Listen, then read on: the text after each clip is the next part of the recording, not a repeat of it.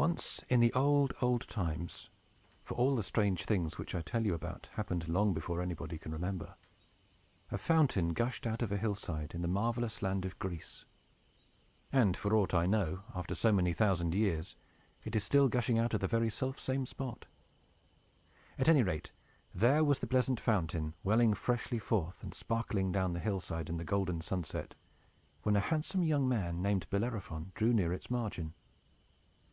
In his hand he held a bridle studded with brilliant gems, and adorned with a golden bit.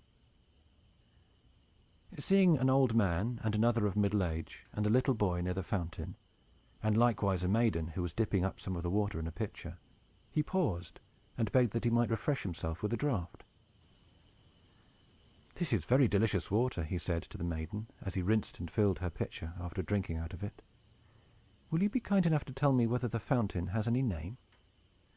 "Yes, it is called the Fountain of Pirene," answered the maiden. And then she added, "My grandmother has told me that this clear fountain was once a beautiful woman. And when her son was killed by the arrows of the huntress Diana, she melted all away into tears. And so the water, which you find so cool and sweet, is the sorrow of that poor mother's heart." "I should not have dreamed," observed the young stranger, "that so clear a wellspring, with its gush and gurgle, and its cheery dance out of the shade into the sunlight, had so much as one teardrop in its bosom. And this, then, is Pirene? I thank you, pretty maiden, for telling me its name. I have come from a far-away country to find this very spot." A middle-aged country fellow (he had driven his cow to drink out of the spring) stared hard at young Bellerophon, and at the handsome bridle which he carried in his hand. "The watercourses must be getting low, friend, in your part of the world," remarked he, "if you come so far only to find the Fountain of Pirene. But, pray, have you lost a horse?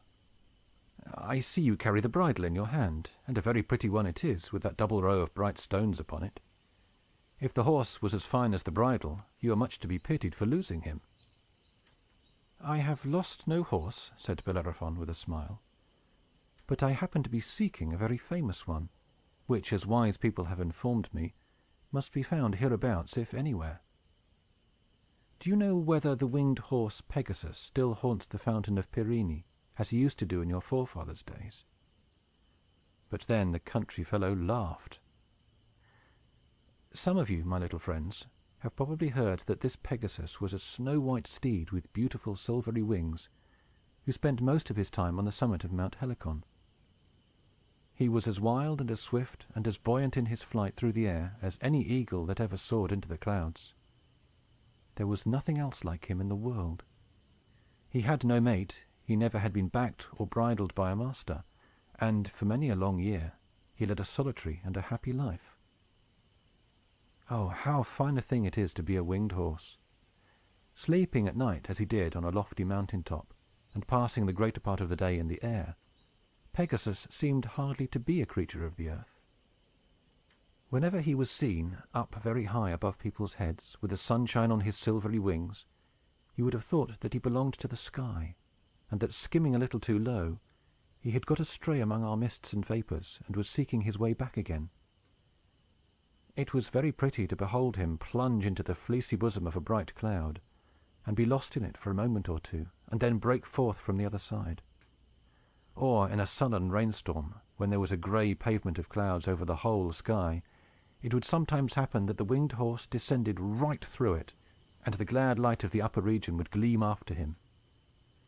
In another instant, it is true, both Pegasus and the pleasant light would be gone away together.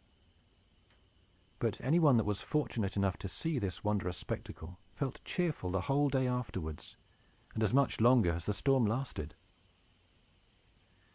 In the summer-time, and in the beautifulest of weather, Pegasus often alighted on the solid earth, and, closing his silvery wings, would gallop over hill and dale for pastime, as fleetly as the wind. Oftener than in any other place, he had been seen near the Fountain of Pirene, drinking the delicious water, or rolling himself upon the soft grass of the margin. Sometimes, too, but Pegasus was very dainty in his food, he would crop a few of the clover blossoms that happened to be sweetest. To the Fountain of Pirene, therefore, people's great-grandfathers had been in the habit of going, as long as they were youthful and retained their faith in winged horses, in hopes of getting a glimpse at the beautiful Pegasus. But of late years he had been very seldom seen. Indeed, there were many of the country folks dwelling within half an hour's walk of the fountain who had never beheld Pegasus, and did not believe that there was any such creature in existence. The country fellow to whom Bellerophon was speaking chanced to be one of those incredulous persons. And that was the reason why he laughed. "Pegasus, indeed!" cried he, turning up his nose as high as such a flat nose could be turned up. "Pegasus, indeed! A winged horse, truly! Why, friend, are you in your senses? Of what use would wings be to a horse? Could he drag the plough so well, think you? To be sure, there might be a little saving in the expense of shoes; but then, how would a man like to see his horse flying out of the stable window? Yes, or whisking up above the clouds when he only wanted to ride to mill? No, no, I do not believe in Pegasus. There never was such a ridiculous kind of horsefowl made." "I have some reason to think otherwise," said Bellerophon quietly.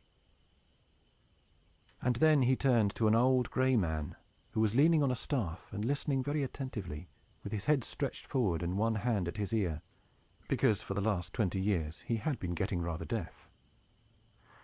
"And what say you, venerable sir?" inquired he. "In your younger days, I should imagine you must frequently have seen the winged steed." "Ah, young stranger, my memory is very poor," said the aged man. "When I was a lad, if I remember rightly, I used to believe there was such a horse, and so did everybody else. But nowadays I hardly know what to think, and very seldom think about the winged horse at all. If I ever saw the creature, it was a long, long while ago. And to tell you the truth, I doubt whether I ever did see him. One day, to be sure, when I was quite a youth, I remember seeing some hoof tramps round the brink of the fountain. Pegasus might have made those hoof marks, and so might some other horse." "And have you never seen him, my fair maiden?" asked Bellerophon of the girl, who stood with a pitcher on her head while this talk went on. "You certainly could see Pegasus, if anybody can, for your eyes are very bright." "Once I thought I saw him," replied the maiden, with a smile and a blush. "It was either Pegasus or a large white bird, a great way up in the air. And one other time, as I was coming to the fountain with my pitcher, I heard a neigh. Oh, such a brisk and melodious neigh as that was! My very heart leapt with delight at the sound. But it startled me, nevertheless, so that I ran home without filling my pitcher." "That was truly a pity," said Bellerophon. And he turned to the child, whom I mentioned at the beginning of the story, and who was gazing at him as children are apt to gaze at strangers, with his rosy mouth wide open. "Well, my little fellow," cried Bellerophon, playfully pulling one of his curls, "I suppose you have often seen the winged horse?" "That I have," answered the child, very readily. "I saw him yesterday, and many times before." "You are a fine little man," said Bellerophon, drawing the child closer to him. "Come, tell me all about it." "Why," replied the child, "I often come here to sail little boats in the fountain, and gather pretty pebbles out of its basin. And sometimes, when I look down into the water, I see the image of the winged horse in the picture of the sky that is there. I wish he would come down and take me on his back, and let me ride him up to the moon. But if I so much as stir to look at him, he flies far away out of sight." And Bellerophon put his faith in the child who had seen the image of Pegasus in the water, and in the maiden who had heard him neigh so melodiously, rather than in the middle-aged clown who believed only in cart-horses, or in the old man who had forgotten the beautiful things of his youth. Therefore he haunted about the fountain of Pirene for a great many days afterwards. He kept continually on the watch, looking upward at the sky, or else down into the water, hoping forever that he should see either the reflected image of the winged horse, or the marvelous reality. He held the bridle, with its bright gems and golden bit, always ready in his hand. The rustic people who dwelt in the neighborhood, and drove their cattle to the fountain to drink, would often laugh at poor Bellerophon, and sometimes take him pretty severely to task. They told him that an able-bodied young man like himself ought to have better business than to be wasting his time in such an idle pursuit. They offered to sell him a horse, if he wanted one, and when Bellerophon declined the purchase, They tried to drive a bargain with him for his fine bridle. Even the country boys thought him so very foolish that they used to have a great deal of sport about him, and were rude enough not to care a fig, although Bellerophon saw and heard it. One little urchin, for example, would play Pegasus, and cut the oddest imaginable capers by way of flying, while one of his schoolfellows would scamper after him, holding forth a twist of bulrushes, which was intended to represent Bellerophon's ornamental bridle. But the gentle child, who had seen the picture of Pegasus in the water, comforted the young stranger more than all the naughty boys could torment him. The dear little fellow, in his play hours, often sat down beside him, and, without speaking a word, would look down into the fountain and up towards the sky, with so innocent a faith that Bellerophon could not help feeling encouraged.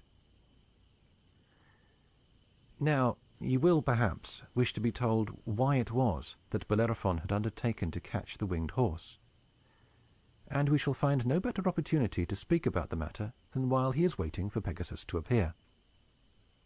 If I were to relate the whole of Bellerophon's previous adventures, they might easily grow into a very long story. It will be quite enough to say that, in a certain country of Asia, a terrible monster called a Chimaera had made its appearance, and was doing more mischief than could be talked about between now and sunset.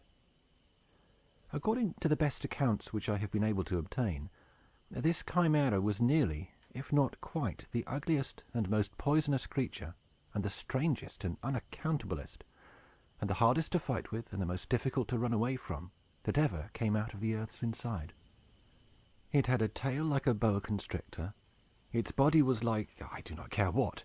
It had 3 separate heads, one of which was a lion's, the second a goat's, and the third an abominably great snake's.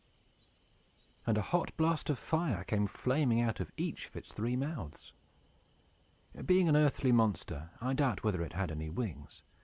But wings or no, it ran like a goat and a lion, and wriggled along like a serpent, and thus contrived to make about as much speed as all the 3 together. Oh, the mischief and mischief and mischief that this naughty creature did! With its flaming breath, it could set a forest on fire, or burn up a field of grain, or, for that matter, a village with all its fences and houses. It laid waste the whole country round about, and used to eat up people and animals alive, and cook them afterwards in the burning oven of its stomach. Mercy on us, little children! I hope neither you nor I will ever happen to meet a Chimaera. While the hateful beast, if a beast we can anywise call it, was doing all these horrible things, it so chanced that Bellerophon came to that part of the world on a visit to the king. The king's name was Iobates, and Lycia was the country which he ruled over. Bellerophon was one of the bravest youths in the world, and desired nothing so much as to do some valiant and beneficent deed, such as would make all mankind admire and love him. In those days, the only way for a young man to distinguish himself was by fighting battles, either with the enemies of his country, or with wicked giants, or with troublesome dragons, or with wild beasts, when he could find nothing more dangerous to encounter. King Iobates, perceiving the courage of his youthful visitor, proposed to him to go and fight the Chimaera, which everybody else was afraid of, and which, unless it should soon be killed, was likely to convert Lycia into a desert. Bellerophon hesitated not a moment, but assured the king that he would either slay this dreaded Chimaera, or perish in the attempt. But, in the first place, as the monster was so prodigiously swift, he bethought himself that he should never win the victory by fighting on foot. The wisest thing he could do, therefore, was to get the very best and fleetest horse that could anywhere be found. And what other horse in all the world was half so fleet as the marvelous horse Pegasus, who had wings as well as legs, and was even more active in the air than on the earth? To be sure, a great many people denied that there was any such horse with wings, and said that the stories about him were all poetry and nonsense. But, wonderful as it appeared, Bellerophon believed that Pegasus was a real steed, and hoped that he himself might be fortunate enough to find him. And, once fairly mounted on his back, he would be able to fight the Chimaera at better advantage.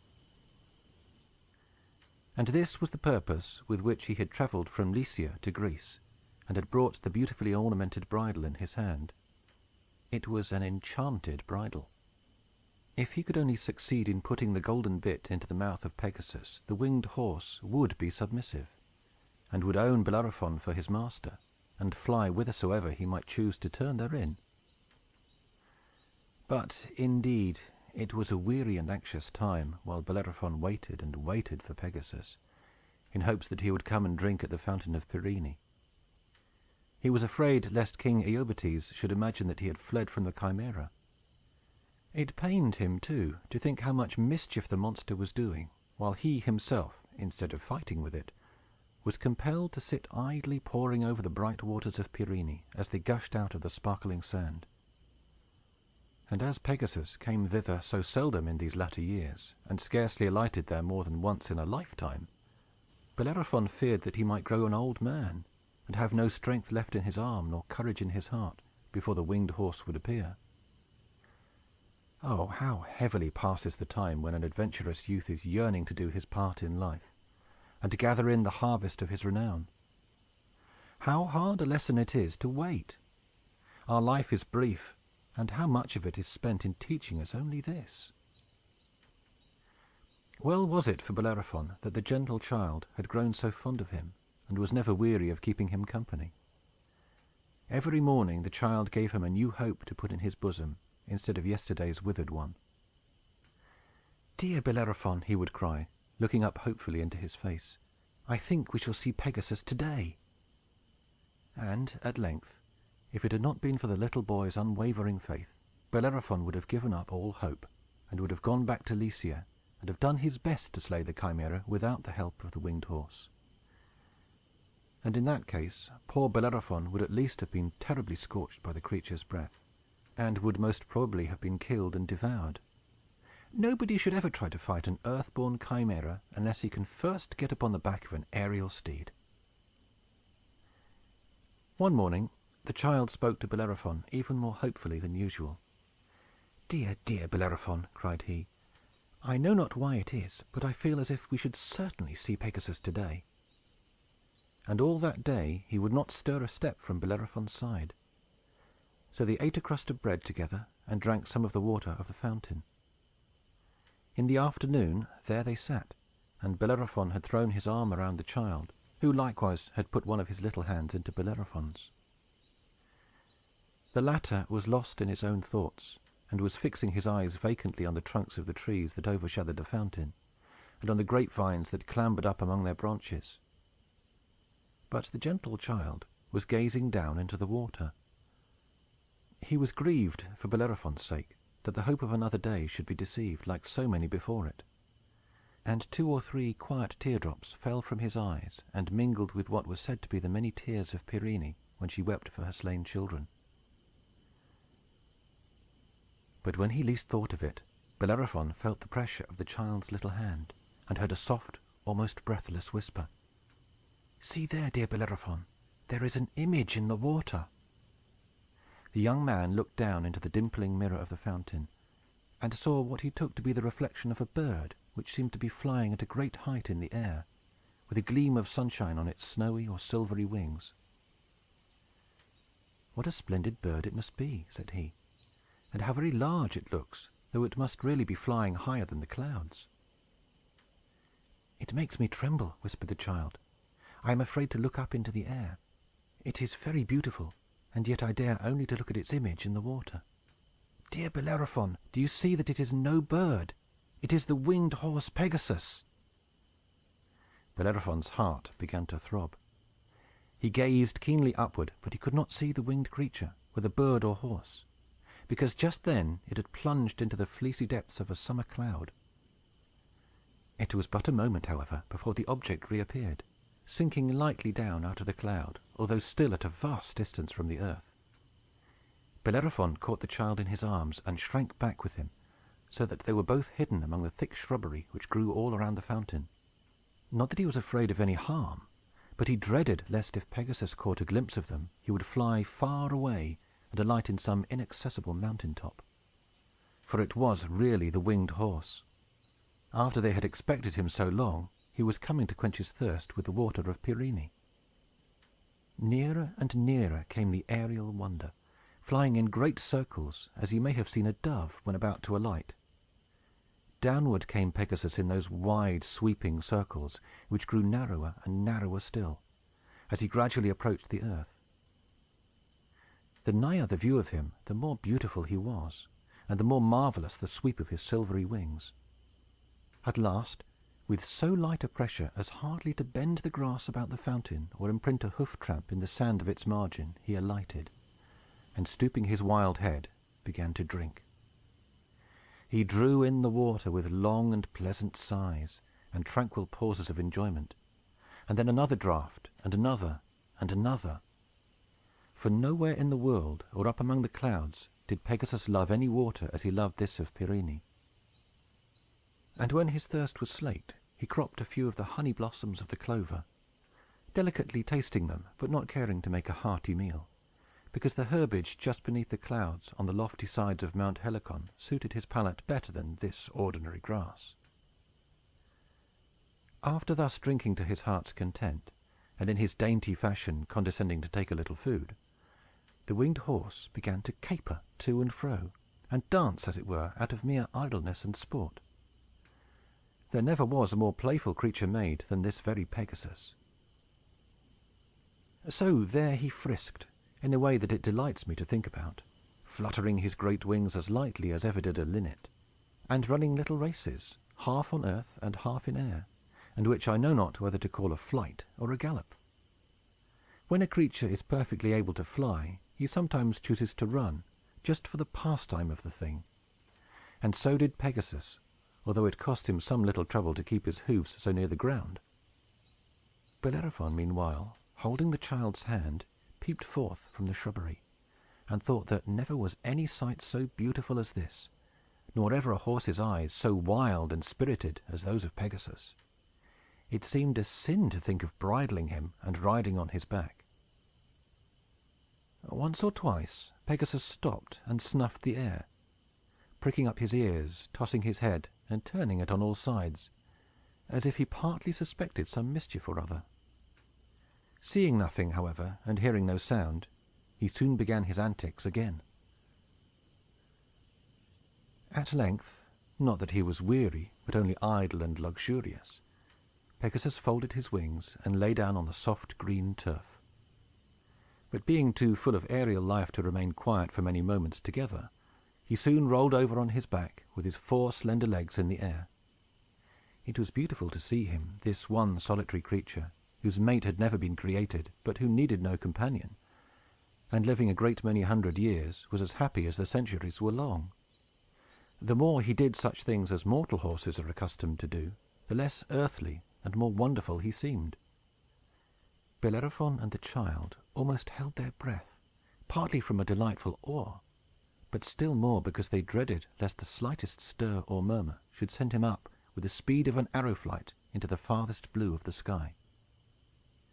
Finally, when he had had enough of rolling over and over, Pegasus turned himself about, and indolently, like any other horse, put out his 4 legs in order to rise from the ground.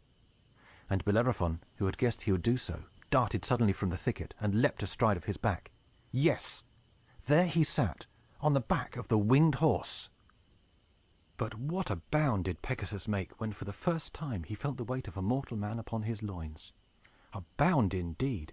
Before he had time to draw breath, Bellerophon found himself 500 feet aloft, and still shooting upward, while the winged horse snorted and trembled with terror and anger. Upward he went, up, up, up, until he plunged into the cold, misty bosom of a cloud, at which, only a little while before, Bellerophon had been gazing, and fancying it a very pleasant spot.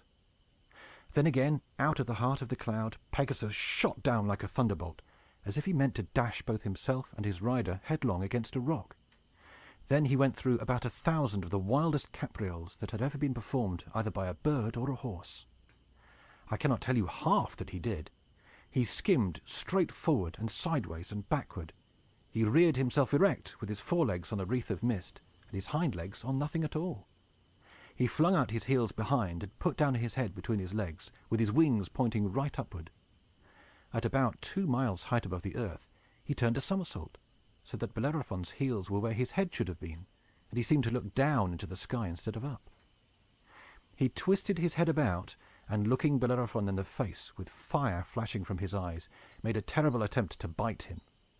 He fluttered his pinions so wildly that one of his silver feathers was shaken out, and, floating earthward, was picked up by the child, who kept it as long as he lived in memory of Pegasus and Bellerophon.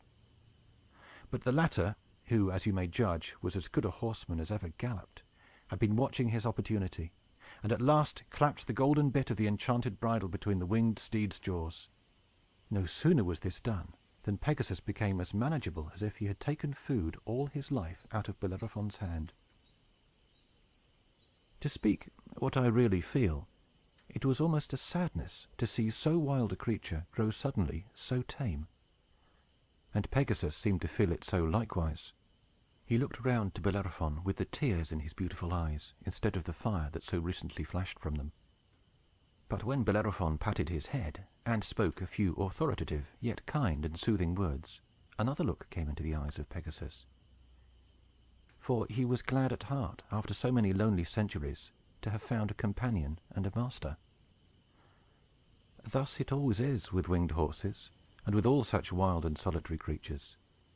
If you can catch and overcome them, it is the surest way to win their love. While Pegasus had been doing his utmost to shake Bellerophon off his back, he had flown a very long distance.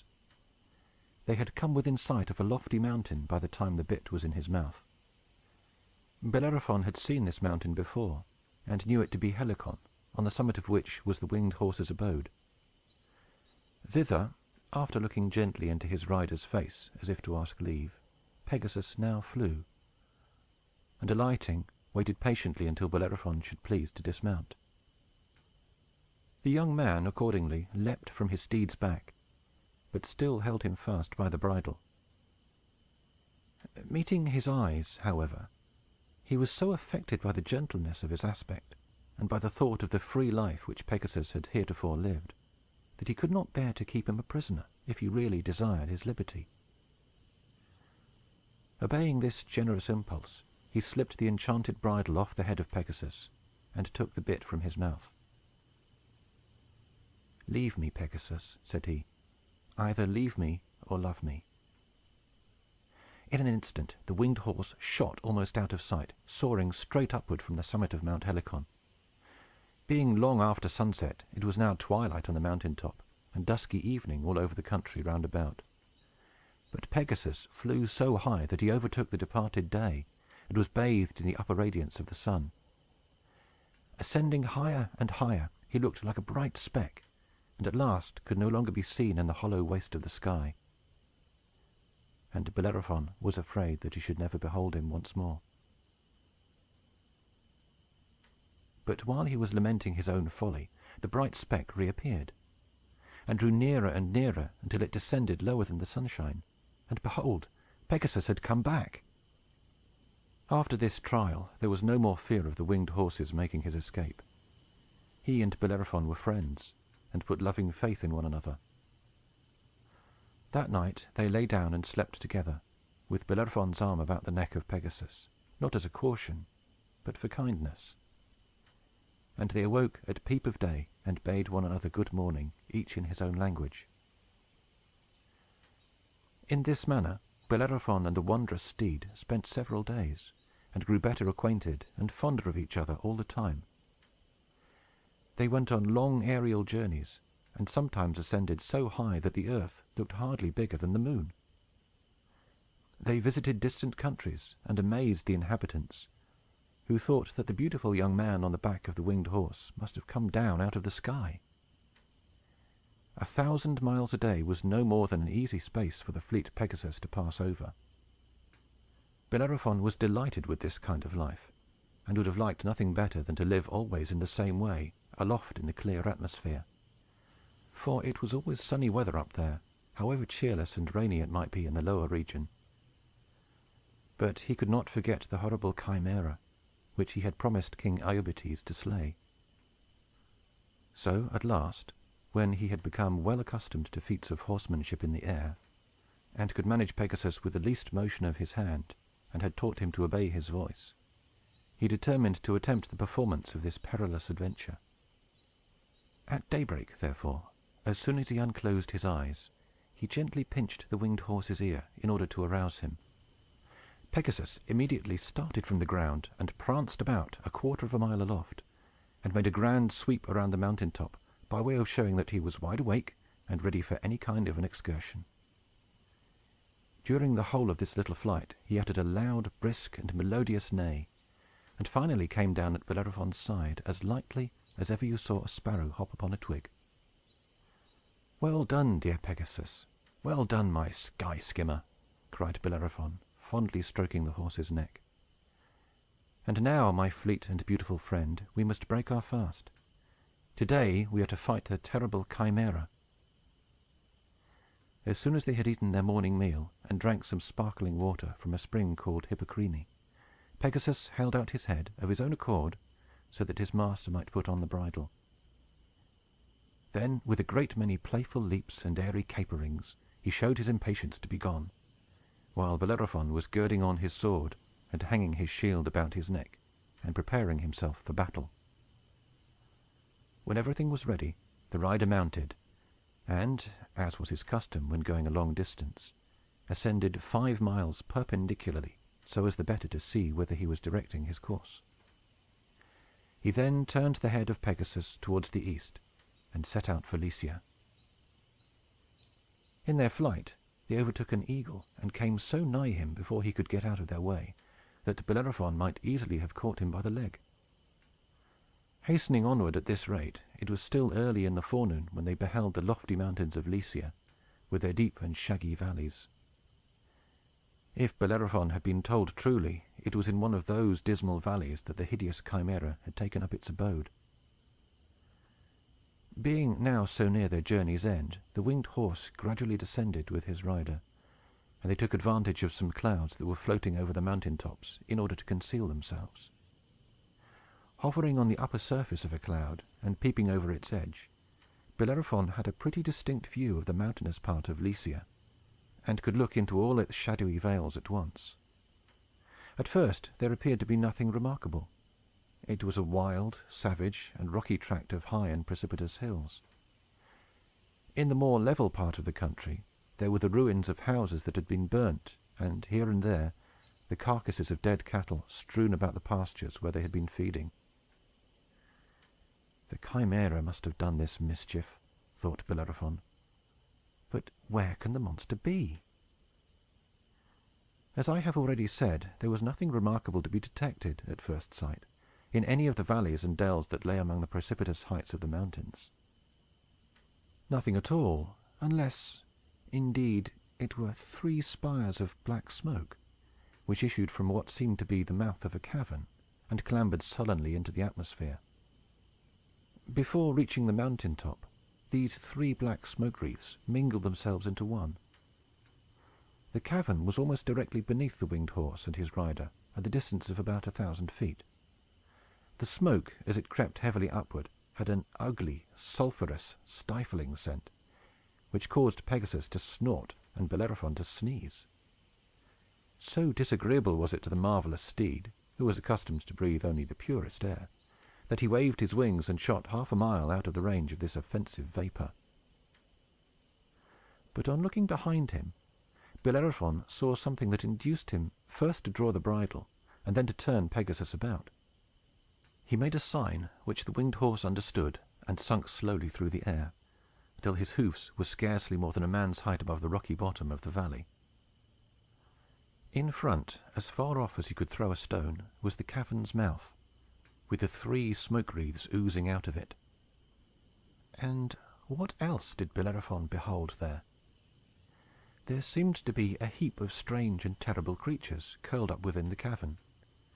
Their bodies lay so close together that Bellerophon could not distinguish them apart. But, judging by their heads, one of these creatures was a huge snake, the second a fierce lion, and the third an ugly goat. The lion and the goat were asleep. The snake was broad awake, and kept staring about him with a great pair of fiery eyes. But, and this was the most wonderful part of the matter, the 3 spires of smoke evidently issued from the nostrils of these 3 heads. So strange was the spectacle, that, though Bellerophon had been all along expecting it, the truth did not immediately occur to him that here was the terrible three-headed Chimaera. He had found out the Chimaera's cavern. The snake, the lion, and the goat, as he supposed them to be, were not three separate creatures, but one monster. The wicked, hateful thing! Slumbering as 2/3 of it were, it still held in its abominable claws the remnant of an unfortunate lamb, or possibly, but I hate to think so, it was a dear little boy, which its 3 mouths had been gnawing before 2 of them fell asleep.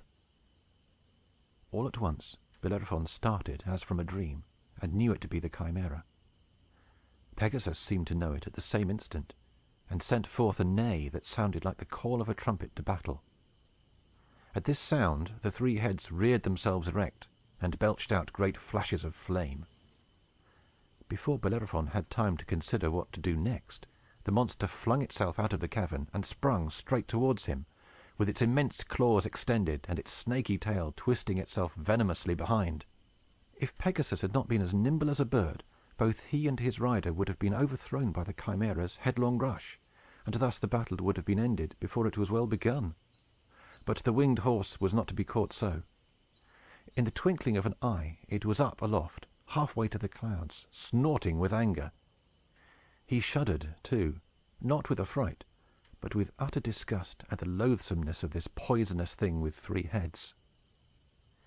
The Chimaera, on the other hand, raised itself up so as to stand absolutely on the tip end of its tail, with its talons pawing fiercely in the air, and its 3 heads spluttering fire at Pegasus and his rider. My stars, how it roared, and hissed, and bellowed! Bellerophon, meanwhile, was fitting his shield on his arm, and drawing his sword. "Now, my beloved Pegasus," he whispered in the winged horse's ear, "thou must help me to slay this insufferable monster, or else thou shalt fly back to thy solitary mountain peak without thy friend Bellerophon. For either the Chimaera dies, or its 3 mouths shall gnaw this head of mine, which has slumbered upon thy neck." Pegasus whinnied, and turning back his head, rubbed his nose tenderly against his rider's cheek. It was his way of telling him that, though he had wings, and was an immortal horse, yet he would perish, if it were possible for immortality to perish, rather than leave Bellerophon behind. "I thank you, Pegasus," answered Bellerophon. "Now then, let us make a dash at the monster." Uttering these words, he shook the bridle, and Pegasus darted down aslant, as swift as the flight of an arrow, right towards the Chimaera's 3-fold head, which all this time was poking itself as high as it could into the air. As he came within arm's length, Bellerophon made a cut at the monster, but was carried onward by his steed before he could see whether the blow had been successful. Pegasus continued his course, but soon wheeled round, at about the same distance from the Chimaera as before. Bellerophon then perceived that he had cut the goat's head of the monster almost off, so that it dangled downward by the skin, and seemed quite dead. But to make amends, the snake's head and the lion's head had taken all the fierceness of the dead one into themselves, and spit flame and hissed and roared with a vast deal more fury than before. "Never mind, my brave Pegasus," cried Bellerophon.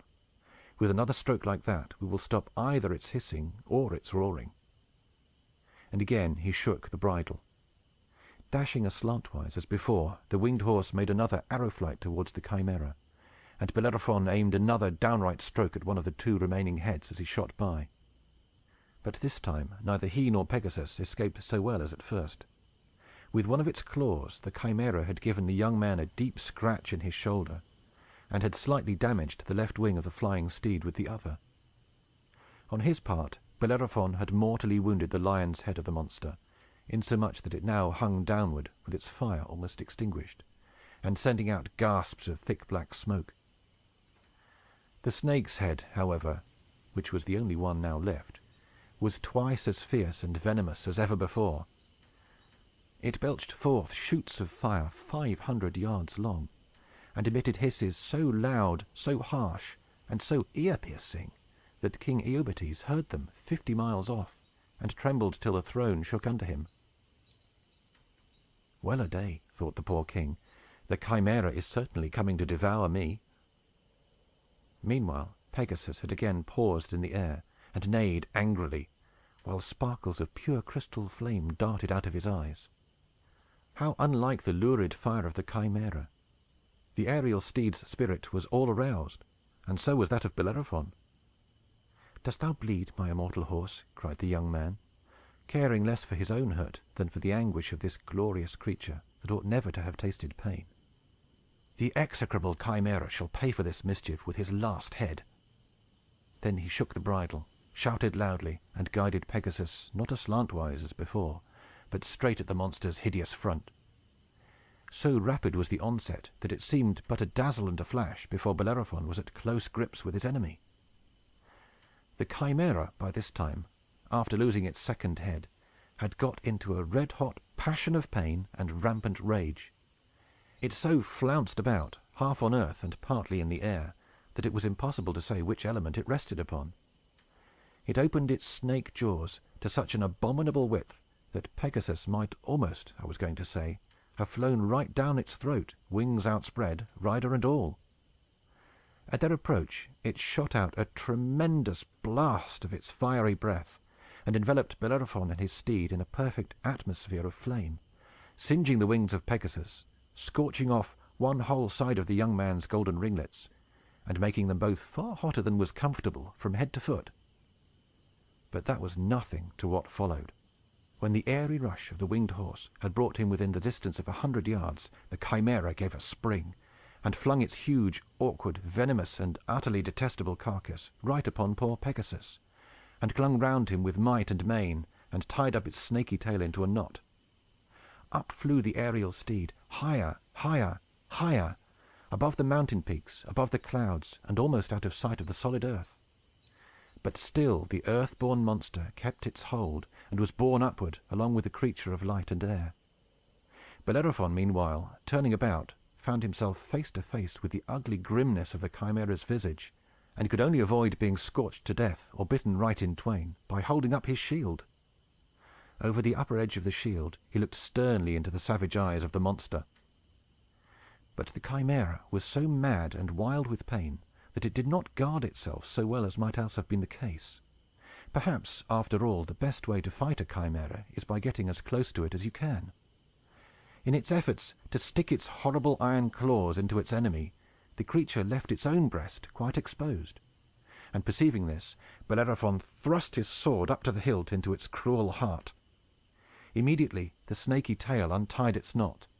The monster let go its hold of Pegasus, and fell from this vast height downward, while the fire within its bosom, instead of being put out, burned fiercer than ever, and quickly began to consume the dead carcass. Thus it fell out of the sky, all aflame, and it being nightfall before it reached the earth, was mistaken for a shooting star or a comet. But at early sunrise some cottagers were going to their day's labor, and saw to their astonishment that several acres of ground were strewn with black ashes. In the middle of a field there was a heap of whitened bones, a great deal higher than a haystack. Nothing else was ever seen of the dreadful Chimaera. And when Bellerophon had won the victory, he bent forward and kissed Pegasus, while the tears stood in his eyes. "Back now, my beloved steed," said he, "back to the fountain of Pirene." Pegasus skimmed through the air quicker than ever he did before, and reached the fountain in a very short time. And there he found the old man leaning on his staff, and the country fellow watering his cow, and the pretty maiden filling her pitcher. "I remember now," quoth the old man. "I saw this winged horse once before, when I was quite a lad. But he was 10 times handsomer in those days." "I own a cart horse worth 3 of him," said the country fellow. "If this pony were mine, the first thing I should do would be to clip his wings." But the poor maiden said nothing, for she had always the luck to be afraid at the wrong time. So she ran away and let her pitcher tumble down and broke it. "Where is the gentle child," asked Bellerophon, "who used to keep me company, and never lost his faith, and never was weary of gazing into the fountain?" "Here am I, dear Bellerophon," said the child softly, for the little boy had spent day after day on the margin of Pirene, waiting for his friend to come back. But when he perceived Bellerophon descending through the clouds, mounted on the winged horse, he had shrunk back into the shrubbery. He was a delicate and tender child, and dreaded lest the old man and the country fellow should see the tears gushing from his eyes. "Thou hast won the victory," said he, joyfully running to the knee of Bellerophon, who still sat on the back of Pegasus. "I knew thou wouldst." "Yes, dear child," replied Bellerophon, alighting from the winged horse. "But if thy faith had not helped me, I should never have waited for Pegasus, and never have gone up above the clouds, and never have conquered the terrible Chimaera. Thou, my beloved little friend, hast done it all. And now let us give Pegasus his liberty." So he slipped off the enchanted bridle from the head of the marvelous steed. "Be free forevermore, my Pegasus," cried he, with a shade of sadness in his tone. "Be as free as thou art fleet." But Pegasus rested his head on Bellerophon's shoulder, and would not be persuaded to take flight. "Well, then," said Bellerophon, caressing the airy horse, "thou shalt be with me as long as thou wilt. And we will go together forthwith and tell King Iobates that the Chimaera is destroyed." Then Bellerophon embraced the gentle child, and promised to come back to him again, and departed. But in after years that child took higher flights upon the aerial steed than ever did Bellerophon, and achieved more honorable deeds than his friend's victory over the Chimaera. For, gentle and tender as he was, he grew to be a mighty poet